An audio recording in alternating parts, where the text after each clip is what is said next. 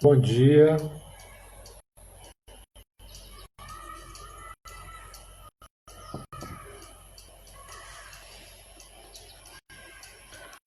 Bom dia, estamos aqui aguardando para mais uma transmissão da Live Patrimonial, uma atividade do programa de pós-graduação em Arqueologia e Patrimônio Cultural da Universidade Federal do Recôncavo da Bahia,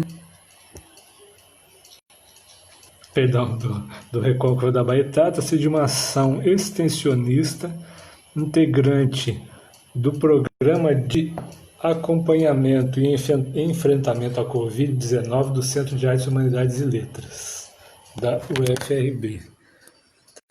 Não estou escutando nada.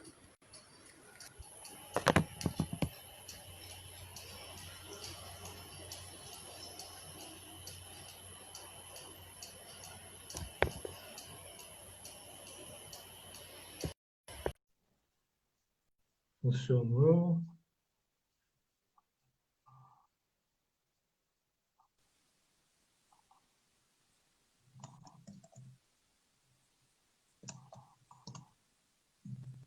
Estamos aguardando o professor Ângelo Correia. Sim, agora eu o vejo. Bom dia, Ângelo.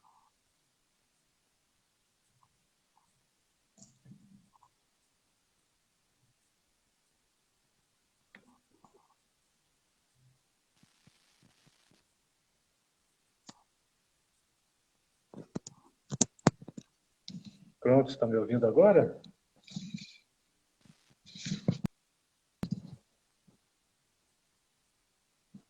Bom dia, Ângelo, está me ouvindo?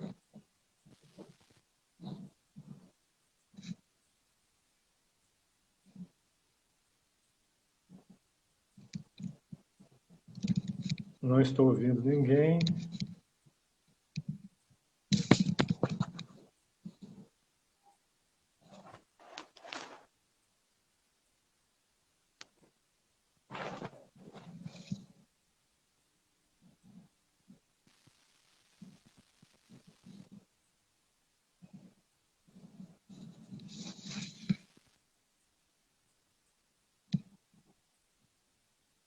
Bom dia, Ângelo. Você consegue me ouvir?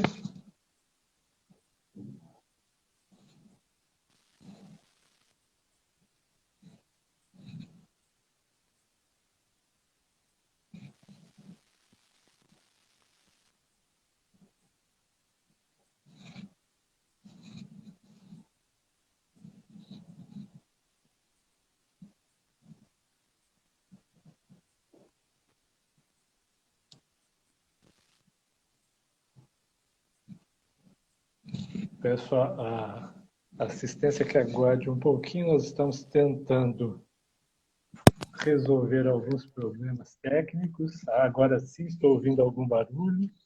Bom dia, Ângelo. Bom Está me dia, Leandro. ouvindo? Estou sim. Agora eu consegui ouvi-lo. Sim, agora eu consigo ouvi-lo. Antes não estava ouvindo nada. Eu Então, eu estava estou tentando com o conseguindo fone vê-lo. e parece que estava pior. Certo, eu estava também, tentei conectei algumas vezes o fone, mas parece que nós conseguimos resolver os problemas. É, Então, vamos dar início aqui. A nossa live patrimonial é uma atividade do Programa de Pós-Graduação em Arqueologia e Patrimônio Cultural da UFRB. Trata-se de uma ação extensionista integrante do Programa de Acompanhamento e Enfrentamento à Covid-19 do Centro de Artes, Humanidades e Letras da UFRB.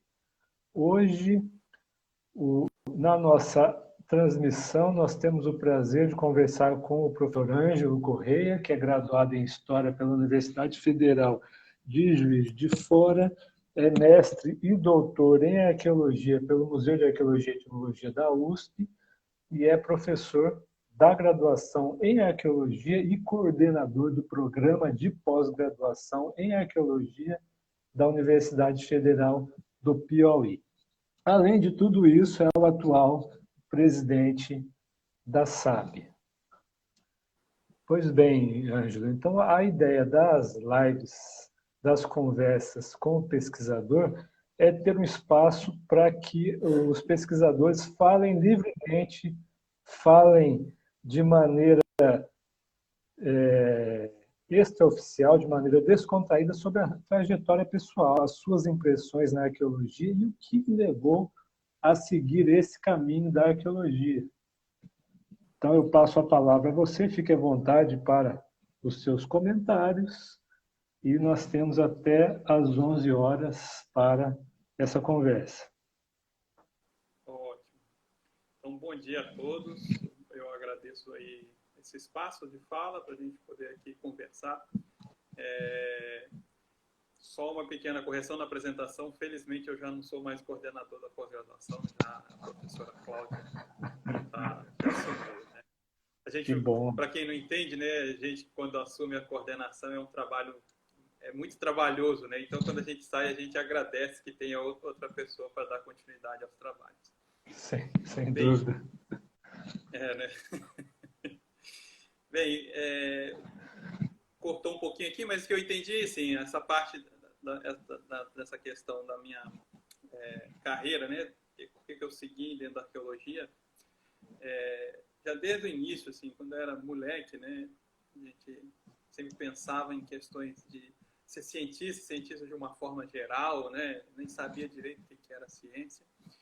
Mas aos 12 anos eu realmente descobri pela arqueologia, lendo o livro do C.W. Cera, né, Deuses, Túmulos e Sábios, né, passado, né, principalmente aquela arqueologia clássica, né.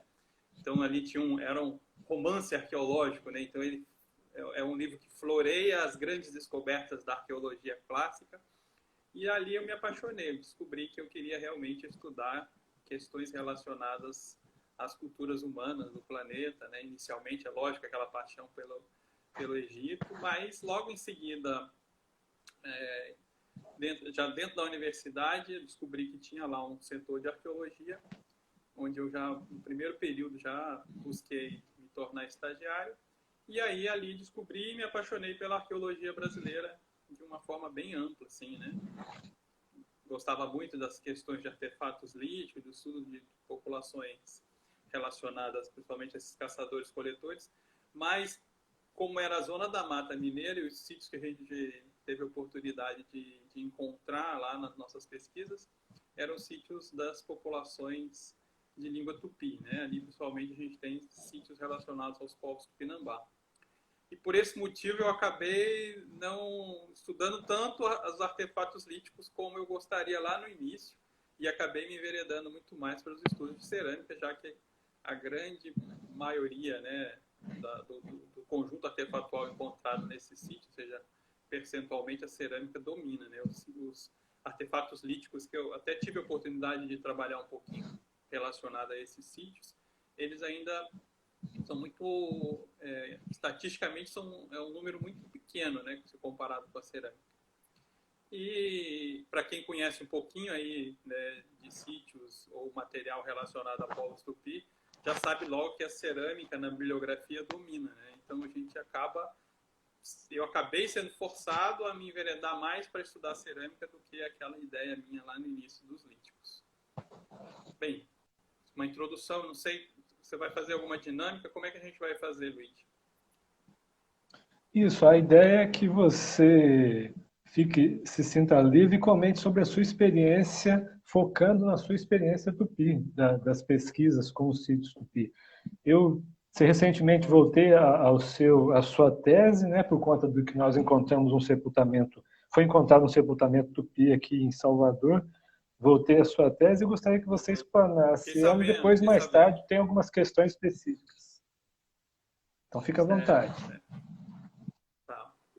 Bem, então, já ainda na graduação, fazendo lá as iniciações científicas, né? Então, principalmente, a gente estava trabalhando com a parte prática de localização dos sítios na zona da Mata Mineira e o início das escavações. E também o início de análise desse material que a gente localizava. Então, dentro da iniciação científica, eu consegui fazer um percurso bem interessante, que é propriamente esse, ou seja, perceber onde é que estavam preponderantemente os sítios nessa região, né, que aí entra toda aquela questão da arqueologia, né, da arqueologia de assentamento, se tem padrão, se não tem, se tem um sistema. E aí deu para perceber que para a zona da mata existia realmente uma coisa bem característica de um sistema, que mais tarde, né, a gente vai comparar o que tem na bibliografia, a gente percebe que realmente para esses povos a gente tem essa questão de grandes sítios representando provavelmente assentamentos que eram também de proporções maiores, ou seja, como aldeias grandes, e no entorno dessas grandes aldeias, aldeias menores. Então a Zona da Mata demonstrou isso a gente já conseguiu perceber lá desde a graduação, mas mais reforçado ainda quando eu voltei a analisar esse material para a minha dissertação de mestrado. Então, depois da minha graduação em História, eu fui fazer mestrado na USP, com orientação da professora Fabiola Silva, e exatamente para estudar o material que eu tinha trabalhado lá nas iniciações científicas, os sítios que eu tinha trabalhado na iniciação científica. E na época, se eu não me engano, eram 15 ou 16 sítios, aí para o mestrado deu uma redução aí, baixei para um número de 5 sítios em municípios mais espalhados, para a gente tentar entender como é que foi esse processo, essa dinâmica de ocupação da região. E aí, durante o mestrado, propriamente, eu me dediquei à análise do material, ou seja, analisei a cerâmica e o lítico. E o viés, eu fui cada vez me aproximando mais do viés do brochado, né? Uma perspectiva muito mais de arqueologia como história de longa duração das populações indígenas, ou seja, tentar sempre fazer a conexão entre a cultura material e as populações, ou de uma forma assim, ou as populações que existiram, ou realmente populações que até hoje a gente tem, os grupos indígenas que até hoje a gente tem presentes no nosso território. Então, com essa ideia na cabeça, que foi atrás de uma bibliografia, né, somente de uma questão teórica e metodológica, que permitisse que a gente fizesse essa correlação entre cultura material e uma população específica, uma população, pelo menos uma população em termos linguísticos, né? E aí, no caso da Zona da Mata Mineira, eu posso dizer assim que, apesar de muitas pessoas acharem que essa relação entre língua, povo, cultura material é algo impossível de fazer, eu acho que para regiões como o Rio de Janeiro, Zona da Mata Mineira, que para quem não conhece é muito próximo ao Rio, né, 200 quilômetros, 250 quilômetros, então foi muito tranquilo, porque os sítios davam datações muito próximas ao período do contato. Então, por volta do ano de 1300, 1400, vários dentro do período de 1500 e 1600, né, destes séculos. E então, o que está acontecendo? A gente foi e olhou a bibliografia sobre os Tupinambá no Rio de Janeiro e a gente percebe, né, que tem lá uma ampla descrição das cerâmicas, tem imagens, né, o próprio brochado na década de 80 pegou as gravuras e comparou com o material arqueológico e conseguiu, né, realmente fazer aqueles apontamentos, ou seja, as morfologias que estavam aparecendo ali, sendo utilizadas nas gravuras, né, de 1500 e de 1600, era possível identificar nos sítios arqueológicos. Além disso, com as leituras, a gente percebe que desde o século XIX, ou seja, desde 1860, 1870, a gente tem o início da arqueologia, que está muito ligado, inclusive, ao Museu Nacional, ao Museu Paulista, a essas questões relacionadas ao povo tupi. Então, desde né, do século XIX, já há essa construção, já havia essa construção ligando uma cultura material específica, ou seja, cerâmicas, conjuntos artefatuais cerâmicos com morfologias e acabamentos de superfície específicos a povos de língua tupi, né? E ao longo do percurso, tanto da dissertação e depois da tese, onde eu vou me especializar mais ainda com essa questão do discurso entre associação de cultura material, língua e população, a gente percebe que é uma construção realmente de quase aí 200 anos que a gente tem nas ciências aqui no Brasil, né, que fazem uma franca associação entre uma cultura material específica e esses povos falantes de língua tupi, mais especificamente os povos de língua tupi do litoral, né? Ou seja, que o colonizador teve o contato quando chegou aqui. Então, ou seja, os Guarani e as populações falantes da língua tupinambá, né?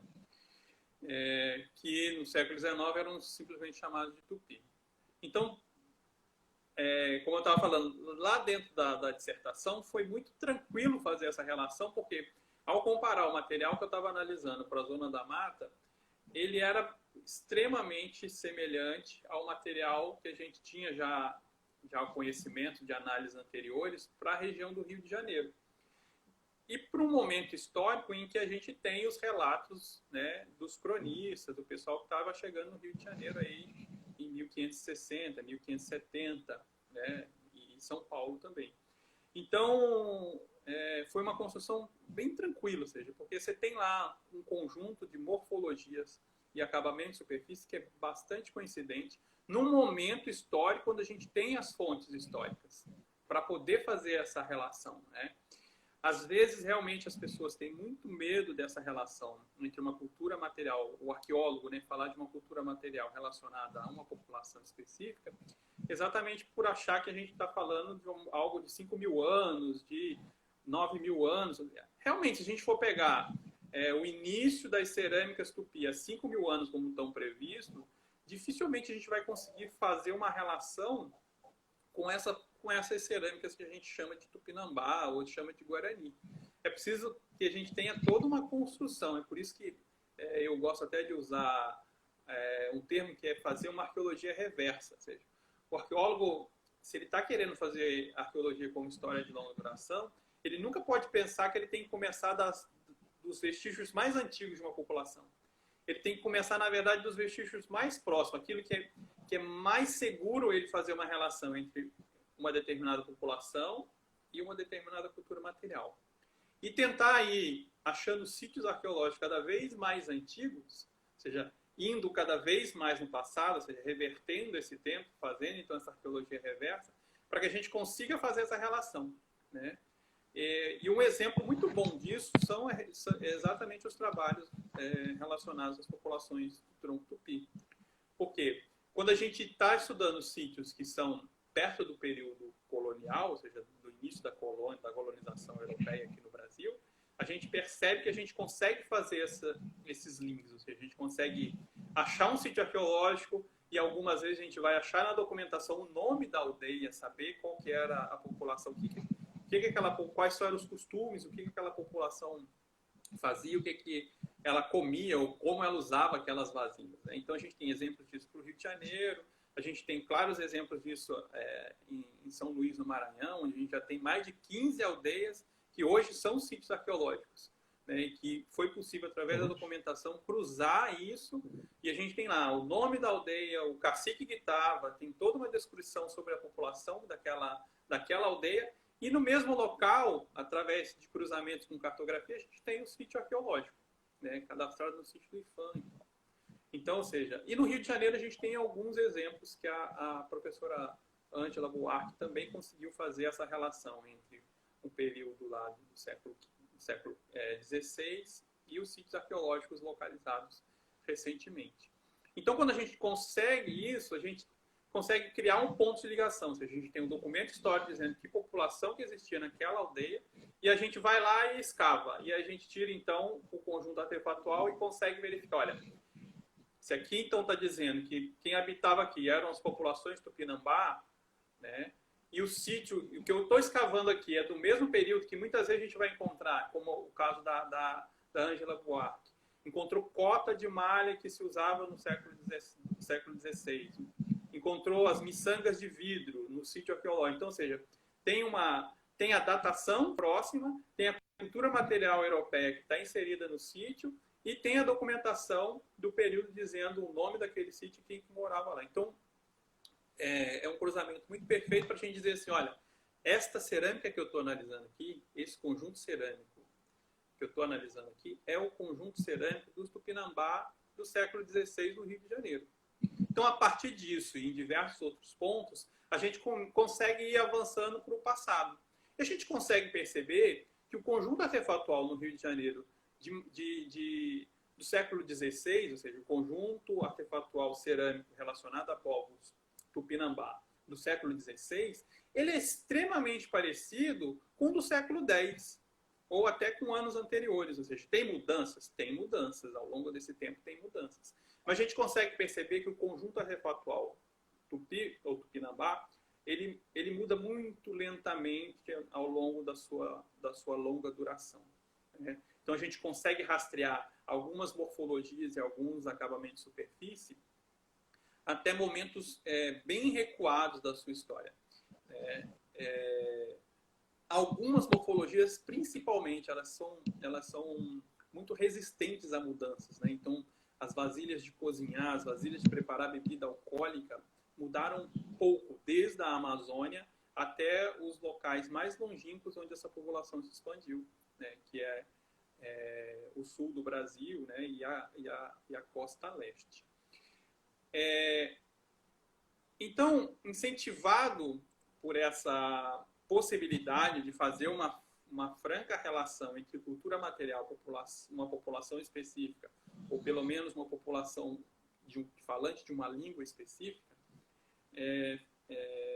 fez com que eu fosse para o doutorado especificamente para trabalhar essa questão, só que de uma forma bem ampliada. Então, se eu pude perceber isso na zona da Mata Mineira, eu queria ver o que os conjuntos artefatuais depositados em coleções por diversas regiões do país permitiria que a gente construísse em relação às transformações e às continuidades desse conjunto artefatual. Porque ficou a dúvida. Então, para o século XVI, né, na região de Juiz de Fora, a cerâmica é muito parecida com a do Rio de Janeiro, que variou pouco por uns 500 a quase 700 anos. Mas e como ficaria se eu comparasse, por exemplo, o conjunto artefatual do Rio ou de Minas com o da Bahia, né? Como que fica isso em relação a Pernambuco, a outras regiões? Bem, isso enquanto no mestrado isso já estava fervilhando na cabeça e principalmente incentivado por algumas experiências de campo. Então, eu já tinha analisado o material em Juiz de Fora, já sabia que ele tinha uma relação muito próxima com o Rio de Janeiro.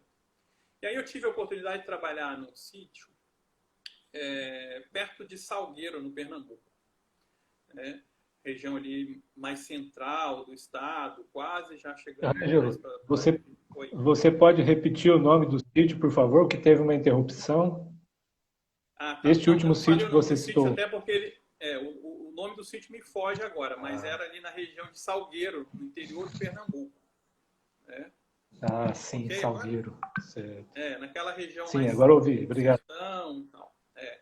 Então, eu trabalhei um sítio ali e pude perceber que o conjunto artefatual era extremamente semelhante ao que eu já tinha visto, por exemplo, no Museu da UFBA, na Bahia, mas também muito parecido com o que a gente tinha analisado para a região da Zona da Mata e, consequentemente, para o Rio de Janeiro.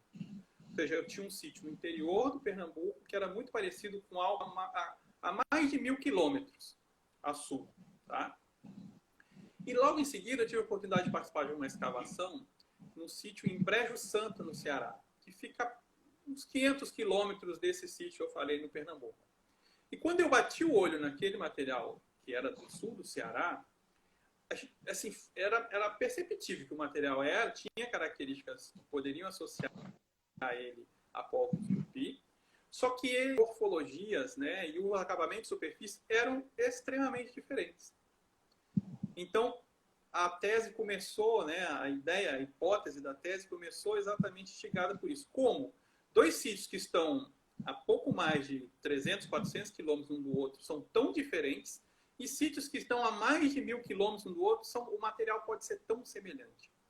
Então, daí começou então, a fomentar essa ideia de que os conjuntos artefatuais distribuídos permitiriam com que a gente conseguisse traçar essas relações, ou seja, e essas relações principalmente baseadas numa questão de gênese, ou seja, que se os artefatos estão ligados a populações, essas populações estão se transformando ao longo do tempo, será que, se a gente analisar os conjuntos depositados em museus, a gente conseguiria entender melhor essa relação histórica entre essas populações, ou seja, desse espalhamento, dessa dispersão dos povos tupi pelo país? E daí, então, nasceu o projeto de doutorado, que era exatamente isso. Vamos pegar as coleções, escolher, na época, né, com poucos recursos, ou seja, recursos próprios, na verdade. A ideia foi selecionar as maiores coleções ao longo dos estados e sair pesquisando. Então, às vezes, quem trabalhava arqueologia de contrato me mandava para o Mato Grosso, aí eu pedia 2 dias a mais para ficar no museu analisando as cerâmicas. Assim foi quando eu fui para a UFBA. Eu estava trabalhando no interior do estado, ganhei uns 2 dias e fui para Salvador analisar o material e tal. Então, dessa forma, eu lá mais para o final do doutorado, eu até me associei com o Chico Noelli. O Chico Noelli gostou dessa perspectiva, já era uma coisa que ele também tinha vontade de fazer, e a gente começou. Eu comecei primeiro indo nas coleções, e depois eu e o Chico, depois o Chico também sozinho, e no final, né, da tese, e até agora a gente vem fazendo isso. Então a gente já tem mais de 150 coleções analisadas. Nossa. A gente está aí com mais de 3.000 peças inteiras ou quase inteiras analisadas, tanto no Brasil, Paraguai, Argentina, Uruguai. A gente tem intenção, ainda parece que tem material na Bolívia, mas a gente ainda não tem certeza se está muito inteiro, mas ainda tem coisas a serem pesquisadas. Bem, isso a gente tem agora. No momento da defesa da tese de 2014, os dados eram um pouco menores, mas eram gigantescos, ou seja, mais de 2.000 vasilhas, mais de 700 datações, que a gente fomos olhar para a bibliografia para ver o que tinha na bibliografia também, para poder fazer esses cruzamentos. Sem dúvida, realmente é impressionante o volume que você trabalhou. Uma das coisas bastante impressionantes é o volume de dados. A arqueologia no Brasil, eu costumo falar muito para os nossos alunos. A gente passou um bom tempo, acho que desde a década de 80 para cá, sem fazer síntese. Ou seja, são poucos os mestrandos, os doutorandos que querem trabalhar com síntese. Eles querem normalmente trabalhar, né, fazer uma escavação, uma análise, e aí apresentar resultados inovadores. Não querem ir para coleções. E a gente tem um grande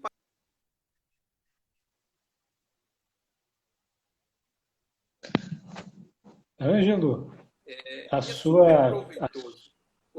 o seu som travou um pouquinho e a imagem travou quando você disse que os pesquisadores querem coisas novas. Se você puder retomar, por favor. Então, a gente vê muitas vezes nas dissertações, né, e nas teses que as pessoas querem analisar sítios novos, materiais novos e apresentar as novidades.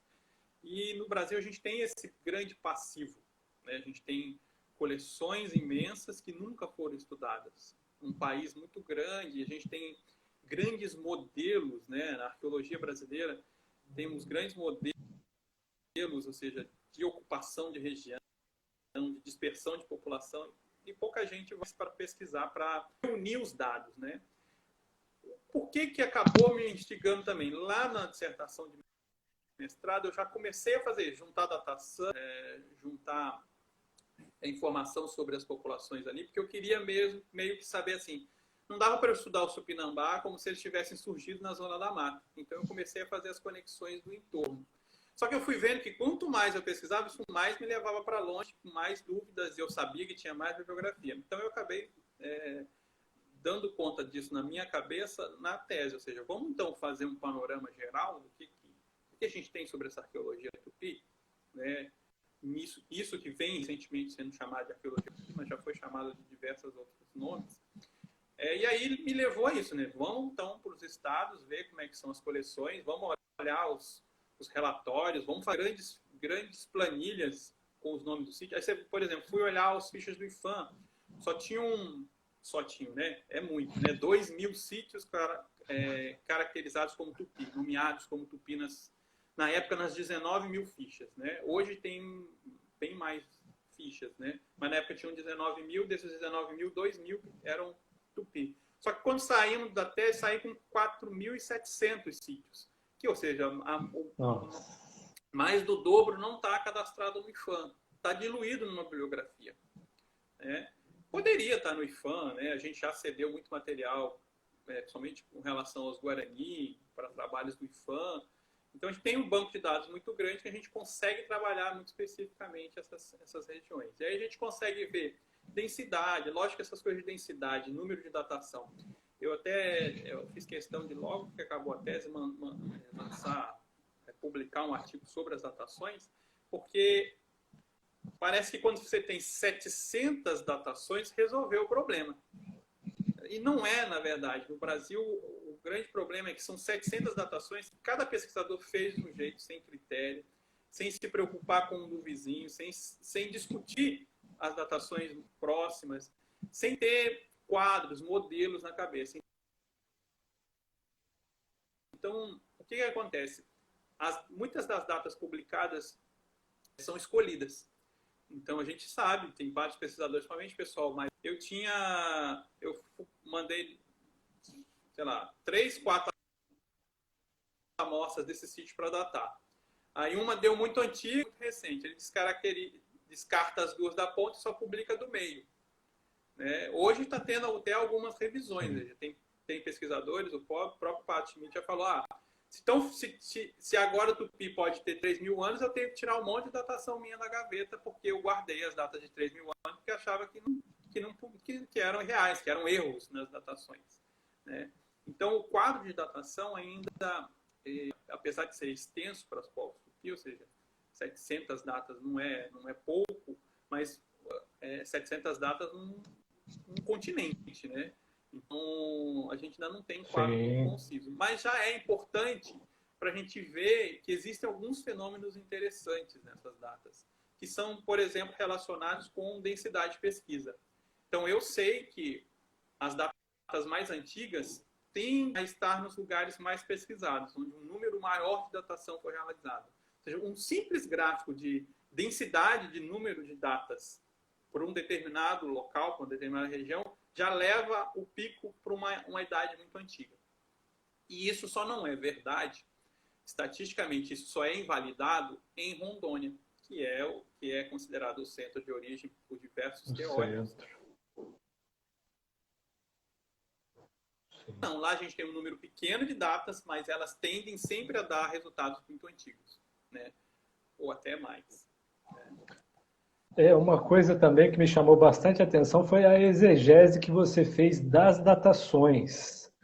Principalmente quando você compara as datações de carbono 14 com as datações de TL. E uma das coisas que eu gostaria de saber é justamente isso. Como é que você conseguiu indicar que as datações de termoluminescência também são confiáveis? Porque eu tinha muita reserva quanto a elas. Certo. Então, quando a gente foi fazendo essa coleção de informações, de data, então, tentando sempre separar tudo, né, Luiz? O que era carbono, o que era TL, o ano da TL, que é importante, né? O ano que foi feito o carbono é importante. E aí eu aproveito o espaço para falar para todos os pesquisadores aí, para os alunos, quem tiver. Gente, datação é algo mágico. É um milagre da física. E a gente recebe esse milagre, paga caríssimo por esse milagre, né, somente se for um carbono 14. E na hora de publicar, publica a data errada. Errada como assim? Publica sem as informações todas. A data tem que ter todas as informações, tem que ter o laboratório que foi feito, tem que ter o tipo de material que foi datado. Mas tá, foi carvão ou foi cerâmica? Não, tem que dizer se foi carvão, se esse carvão foi de uma estrutura de combustão, ou se é um carvão de flutuação. Se juntou 3, 4 carvões para dar 15 gramas para datar, ou se pegou um único carvão grande e datou. Porque isso tudo interfere no resultado. Tá? Então, eu estou dando esse aviso assim, porque a maioria das publicações sobre datação criam problemas, porque às vezes a pessoa sequer fala o método. As pessoas às vezes publicam e não põem CAP, CAD, CAC. Aí às vezes eu estou falando que a gente tinha 700 datas, mas eu tinha muito mais do que 800 e a gente teve que jogar fora 100, porque a gente não consegue saber como que foi feita essa data. Às vezes não consegue saber o método, então eu não consigo comparar. Dessas 700 a gente conseguiu comparar. Então tinha quase um meio a meio entre carvão, né, entre carbono 14 e TL. A gente fez um método lá para tornar isso comparável. Por que tem que ter um método para tornar comparável? Se a data é anterior a 1970 de carvão, tem que fazer uma correção X. Se é depois de 82, a correção é diferente. 1982 é diferente. Uma coisa que as pessoas às vezes erram, muitas vezes erram. O TL é relativo ao ano que foi feito. Então, se a TL foi feita em 1970, para a gente fazer a correção para o ano calêndrico, tem que pegar 1970 menos ela para saber o que deu. Se ela foi feita em 2020, é 2020 menos ela. Não é igual o carbono, que todo mundo sabe que é 1950, e aí você faz a correção. Mas mesmo assim, se eu pego uma data de 2020 e pego uma de carbono e faço a correção para 2050, depois eu tenho que pegar esse 1950, eu tenho que pegar essa diferença para corrigir ali, né? Porque são 20 anos, mas 50, 70 de diferença entre uma e outra. E eu não tenho o ano calêndrico real. O ano vai estar com 70 de diferença. Professor, mas em 1000 anos isso é diluído. Tudo bem. Mas só que as datas de Tupi, a grande maioria dão por volta de 1500 e 1400, 1500, 1600. A grande maioria das datações estão concentradas nesse período. Então, 50, 70 anos para você contabilizar em gráficos e comparar faz diferença sim. Então, a gente teve esse cuidado, né, de organizar as datas todas para poder comparar. Quando a gente cruzou isso e jogou em gráficos para ver, né, em relação ao sítio, né, em carbono ou sítio em TL, a diferença é muito pequena. Tá? Estatisticamente, é muito pequena. Os resultados que dá em carvão e os resultados que dão em TL. Então, a gente consegue perceber que a TL não é esse bicho que a gente acha que sempre vai dar errado. Talvez, Luigi, você já tenha ouvido assim, a TL dá sempre mais antiga do que o carbono. Do que o carvão. Já ouviu alguém falar isso? Muitas pessoas acham que a TL sempre vai dar mais antigo. Desde a década de 70, tanto os físicos como os arqueólogos fora do Brasil, e aqui no Brasil já teve uma pesquisa assim, apontam essa possibilidade real. Por quê? Quando a gente vai fazer análise de TL, a gente escolhe as cerâmicas mais grossas. O laboratório pede para a gente as cerâmicas mais grossas. O que eles fazem? Eles lixam as superfícies e usam só o centro. Por que lixam a superfície? Para tirar a contaminação de luz, né? Uma luminosidade residual, e o centro é menos provável que ele tenha contato com essa luminosidade recente. Só que o que acontece? Na maioria das cerâmicas indígenas, o coração é escuro, o centro dela é negro. E muitas vezes o centro da cerâmica ser negro é porque ele não atingiu temperatura suficiente para expulsar toda a matéria orgânica. Ele não é um evento de redução, que é uma outra coisa. Ele normalmente é um evento de queima rápida por pouco tempo. Então, quem já leu etnografia ou quem já leu os trabalhos de etnoarqueologia, percebe que a queima de cerâmica em populações indígenas é meia hora, 25 minutos, meia hora numa fogueira aberta. Ela atinge temperaturas ok para poder transformar a argila em cerâmica, mas muitas vezes não para transformar toda a cerâmica no centro. Quem trabalha com cerâmica vai perceber que muitas vezes a cerâmica está esfarelando por dentro onde ela é preta, porque ali a temperatura foi baixa. Se essa temperatura foi baixa, ela pode não ter zerado o relógio da TL.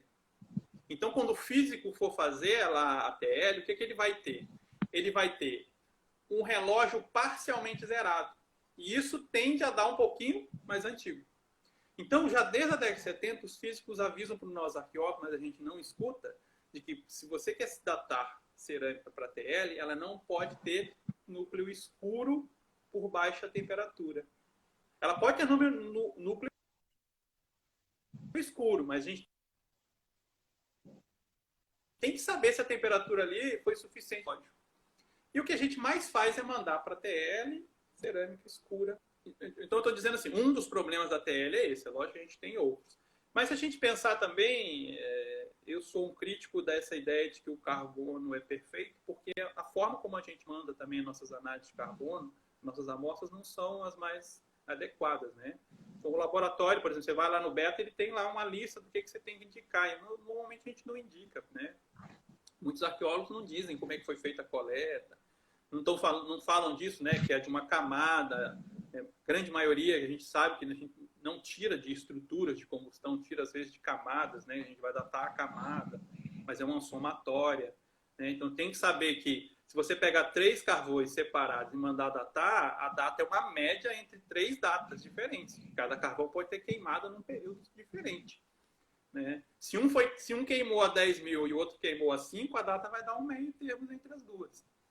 Então, a gente tem que tomar bastante cuidado com todos os métodos. Mas eu fiquei muito feliz de ver ali que o método de TL também era muito positivo para a cerâmica. E eu acho muito importante o método TL, o método TL ser valorizado, porque ele é uma datação direta, Luiz. O carvão é sempre indireto para a cerâmica. Todas as vezes que eu vi alguém se atrever a catar um carvão de dentro da cerâmica e datar, deu datas muito antigas. Eu já vi vários exemplos disso aqui no Brasil. A pessoa achou que estava pegando um carvão que estava dentro da cerâmica, queimou, né? Mas não, na verdade, o carvão que estava preso na argila, que estava lá 20.000 anos, 7.000, 20.000. Mas datar a TL, ele é direto, ou seja, você está datando o momento da última vez que aquela cerâmica atingiu 470 graus, 500 graus. Ela pode ter atingido isso em outro momento, com uma combustão, alguma outra queima posterior ao abandono do sítio, pode ter ocorrido. Aí sua data vai dar muito recente. Mas na grande maioria das vezes, o que eu vejo para as TLs e para as TLs publicadas, elas batem muito por região, por município, com as de carbono para os sítios tupi. O que eu acho que seria fundamental se as pessoas começassem, por exemplo, quem estuda, eu até brinco muito com os meus colegas, né? Assim, quem estuda, por exemplo, sambaqui. Se eu perguntar para alguém que estuda sambaqui quantas datas em sambaquis existem no Brasil, as pessoas não têm, sabe? Não existe nenhuma compilação disso. É lógico, você me perguntar hoje quantas datas existem para os povos tupi no Brasil, eu também não tenho, porque isso vai se perdendo, mas eu tenho aquele que eu publiquei lá, que é um número razoável.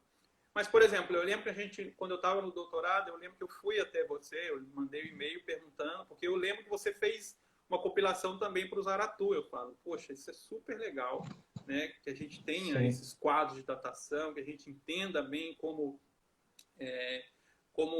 isso que eu estou estudando se relaciona com um todo, né? Se você estudou o Zaratu, você buscou saber essas informações, como é que é em Minas, como é que é na Bahia, como é que é em Goiás, né? De onde os trabalhos um dia que se preocupam com isso, né? De ir a fundo, tentando montar um quadro e aí estudar o seu pedacinho dentro desse quadro maior. Então, na ideia da tese foi exatamente isso, né?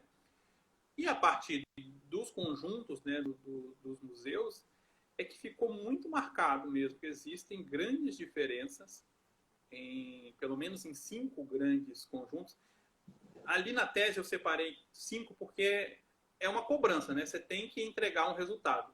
Então já tinham 2 resultados muito claros, que eram o resultado já feito pelo Brochado e depois aperfeiçoado pelo Chico Noelle, que era o grande quadro Guarani e o grande quadro Tupinambá, ou seja, regiões onde a gente tinha uma cerâmica Tupinambá e regiões onde tinha uma cerâmica Guarani.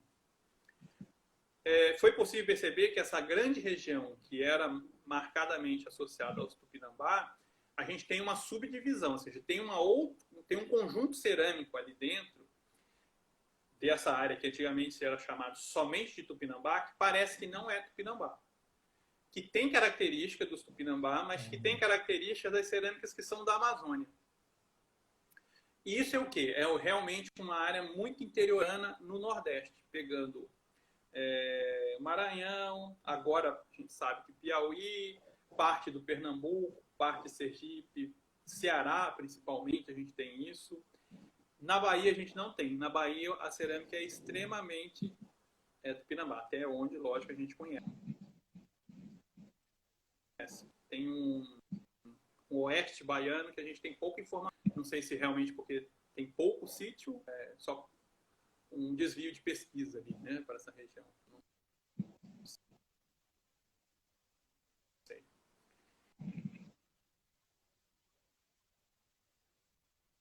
Alô, Ângelo, não estou lhe ouvindo. Oi. Estão me ouvindo? Ah, Travado agora aqui. sim, teve uma interrupção, isso. Bem,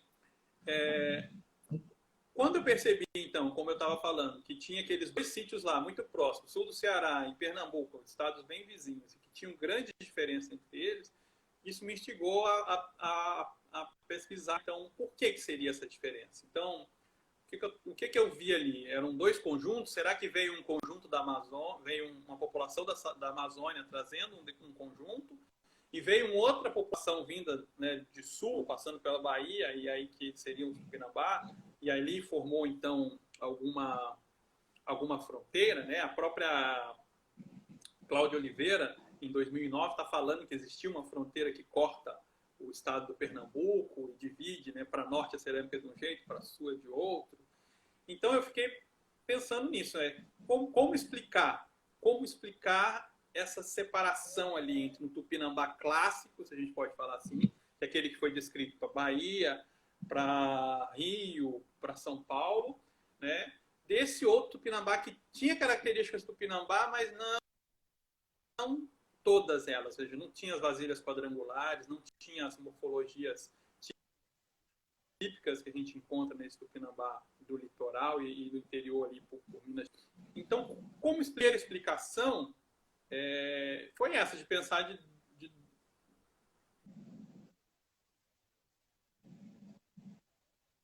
Alô, Ângelo? Vindo... Oi. Que interrompeu. Ah, voltou Estão me agora. ouvindo? Sim, você está ouvindo. Você disse que a primeira explicação para essa divisão aí cortou. A primeira, então, a mais simples seria realmente pensar nessa coisa muito direta, ou seja, tem uma população no sul da Amazônia, né, no leste da Amazônia, que veio para a região nordeste e se instalou aqui. E ela já tinha características muito parecidas com o que a gente chama de Tupinambá clássico. E uma outra leva que seriam propriamente Tupinambá vindo de sul e encontrando aqui em alguma região e eles em algum momento estabelecendo ali algum tipo de fronteira. No entanto, quando eu olhei o conjunto artefatual no leste da Amazônia, no sul-leste da Amazônia, deu para perceber que vários desses elementos, esse Tupinambá do interior do Nordeste, tinham elementos amazônicos. Que elementos eram esses? Bordas, que eram muito características, algumas morfologias que eram características, alguns tipos de pintura também eram muito característicos do leste da Amazônia. Coisas que não ocorriam nesse Tupinambá clássico do sudeste e da Bahia. Tá? Daí a ideia foi melhorada com esse conteúdo teórico da longa duração e da transformação dos povos. Ou seja, o que a gente percebe realmente com isso que eu chamei de proto-Tupinambá é uma questão histórica. É uma população que saiu da Amazônia com um conjunto artefatual típico amazônico e ao longo dessa história deles pelo Nordeste, pelo interior do Nordeste, eles vão se transformando. Ou seja, a população vai mudando, né, os seus hábitos. Bem dizer se é uma mudança instigada ou não pela mudança, mas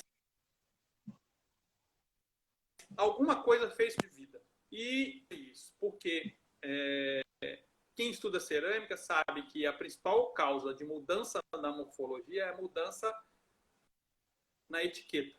Etiqueta o quê? O jeito que se come, o que se come, produz o que se come, ou seja, como a gente cozinha e como a gente come, ou seja, é a etiqueta, ou seja, todos esses hábitos. Então, para mudar o conjunto artefatual cerâmico, tem que mudar a etiqueta, então tem que mudar uma série de regras dentro dessa sociedade. Mudar o que realmente, ou seja, como está se comendo de uma forma bem drástica. Como o conjunto mudou, realmente uma coisa mudou nessa população. Então, para nós é isso. Ou seja, tem uma população que sai da Amazônia com hábitos, com um padrão, né, e vem para essa região Nordeste. E aqui ele vai se transformando. E ele vai se transformando e até chegar ao que a gente conhece com esse conjunto artefatual tupinambá. Ou seja, pessoas que teriam esse hábito tupinambá que foi encontrado pelos colonizadores europeus. Mas por que sair de uma ideia de que foram duas populações para uma ideia de que é uma população que está se transformando? Porque os conjuntos artefatos proto-tupinambá têm os dois elementos, às vezes no mesmo sítio, mas às vezes na mesma vasilha. Ou seja, então eu tenho uma mesma vasilha que tem a morfologia típica tupinambá, mas a pintura é típica do leste da Amazônia. E, aparentemente, os conjuntos não estão muito acabados, não estão muito prontos. Então, a gente vê algumas ideias nascendo. Então, por exemplo, para a Bahia e para o Sudeste, a gente tem na cerâmica tupinambá uma morfologia que é o duplamente cambado, né? Uma cerâmica que é bem típica, né? É o símbolo do Iabe. No Museu da UFBA tem uma que é quadrangular, bem grandona, né? Ela tem duas cambagens, assim, ela faz um desenho assim, né? Essa morfologia, por exemplo, ela não ocorre na bacia amazônica. Mas a gente percebe que, do entrar ali do Maranhão para cá, as vasilhas parece que tem uma morfologia amazônica que vai se mudando, ela vai se transformando nessa que vai se tornar uma vasilha típica do Tupinambá. E a gente tem vários elementos dessa vasilha ao longo do tempo. Né? Ao longo do tempo, que os sítios foram datados e eles dão realmente mais antigo, mais recente. Infelizmente não foi. Mas as morfologias para sítios se transformando no espaço. Tá? Se a gente pega o quadro cronológico, ele não vai dar base para isso, porque tem sítio que era para ser muito antigo e está muito recente. Era para ser o quê? Pensando na morfologia, ou seja, era para pensar assim, as morfologias mais próximas à amazônica eram para ser mais antigos. Eu refleti bastante sobre isso, sabe? E a gente consegue ver na bibliografia arqueológica que isso não é verdade. E a linguística dá uma base muito importante para a gente nisso. As transformações que ocorrem nos povos, essas transformações sociais que levam a mudanças na linguística e levam a mudanças nos conjuntos artefatuais, elas ocorrem por separação. Então, se você tem um grande grupo que fala a mesma língua e tem a mesma cultura, quando esse grupo se separa, um grupo, normalmente o menor, ele vai derivar, ele vai variar, ele vai mudar muito mais rápido do que esse maior. Então, ou seja, enquanto um grupo pequeno se transformou em 1000 anos, ele se transformou totalmente, esse maior, ele não transformou nem a metade do outro. Ou seja, é como se os grupos maiores eles têm maior resistência a essa mudança, porque está havendo contínuas trocas entre os indivíduos. Eles estão mantendo ali a sua tradição. E a gente sabe que, pelo Nanderecó, né, muito falado entre os Guarani, e a gente sabe que isso é uma máxima entre os Tupi, ser Tupi ou ser Guarani é ser o mais próximo possível do que eram os seus antepassados. Então, era necessária essa repetição. Então, essas mudanças, elas deveriam ter ocorrido principalmente em grupos pequenos. Tá?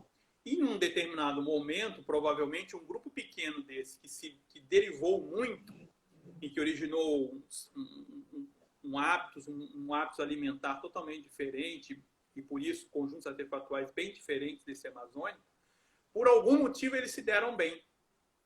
Eles se deram tão bem que se tornaram os Tupinambá. E, de algum lugar desse interior do Nordeste, se espalharam novamente pelo litoral.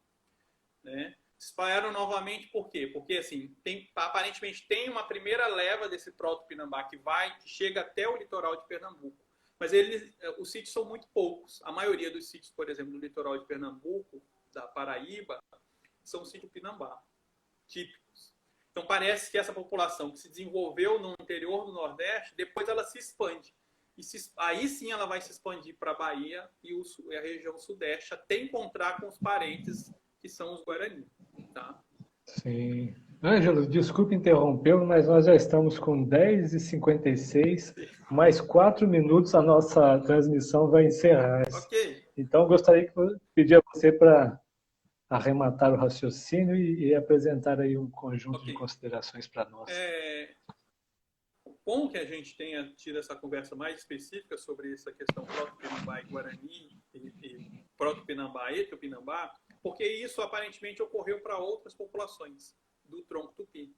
Então a gente tem o mesmo quadro para o lado dos Guarani, ou seja, você tem uma população que sai da Amazônia com um conjunto artefatal cerâmico e ao longo do seu percurso histórico e a sua distribuição espacial, esse conjunto vai se transformando até o que a gente tem hoje como os Guarani. E antes disso, a gente tem vestígios, aí os vestígios são muito, a gente tem muito menos, né, em quantidade de sítio pesquisado dentro da Amazônia.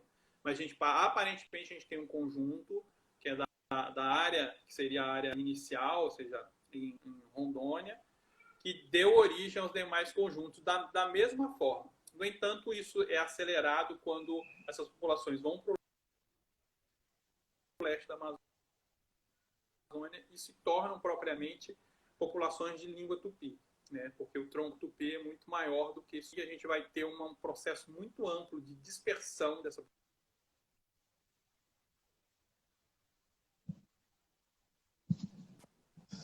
Sim. Tem Tá me alguma ouvindo? dúvida específica, Luiz? Aí, além...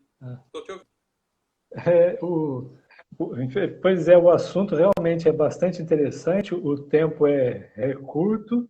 Minhas dúvidas mesmo estavam na questão das datações, você conseguiu lançar luz no que eu pensava, e umas coisas posteriores para pensar com relação justamente aqui a Bahia, essa área de divisão do Proto-Tupi, do Tupinambá, mas são coisas bem mais específicas, né? Isso talvez a gente consiga tratar num outro momento. E eu gostaria de agradecer, em nome do Programa de Pós-Graduação de Arqueologia e Patrimônio Cultural, a presença do professor Ângelo Correia, apontar que a tese dele foi vencedora do Prêmio Luiz de Castro Faria do IFAM, recomendar a leitura, porque quem quer entender os grupos tupi na atualidade sem ler a tese do Ângelo é impossível, e, mais uma vez, agradecê-lo pelas suas falas. Eu que agradeço aí. E estamos aí para qualquer coisa. Certo, muito obrigado. Lembrando que o PPGAP tem um canal no YouTube. Essas conversas ficarão disponíveis lá. O coordenador pede para lembrar que vocês entrem lá neste canal, acionem as notificações e apreciem o conteúdo. Então, muito obrigado a todos mais uma vez e agradeço ao Ângelo. Ok, obrigado. Tchau, tchau, gente. Tchau, tchau.